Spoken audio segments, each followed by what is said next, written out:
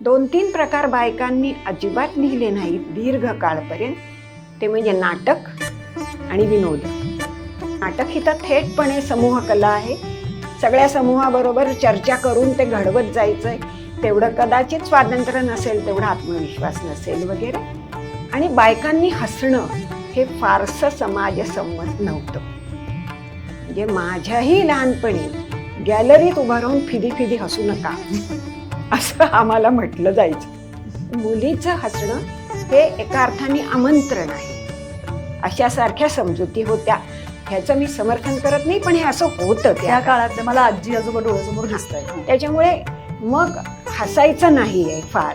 मग त्यातल्या त्यात सर्वात काय, तर मी माझी दुःख सांगेन म्हणून सुरुवातीचं दीर्घ काळचं लेखन हे दुःख, खंती, अन्याय, वेदना ह्याचं कुठेतरी रूप. पण हे माझं नाही बरं का, माझ्या शेजारणीचं आहे, माझ्या कल्पनेतल्या ह्याचं आहे.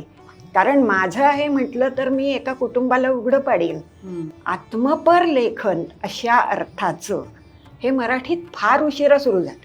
म्हणजे 1990-92 सुनीताबाई देशपांडेंनी आहे मनोवर लिहिलं आणि मग अत्यंत यशस्वी वाटणाऱ्या स्त्रीला व्यक्तिगत जीवनात काही नाराजी असेल हे समाजाला पहिल्यांदा कळलं.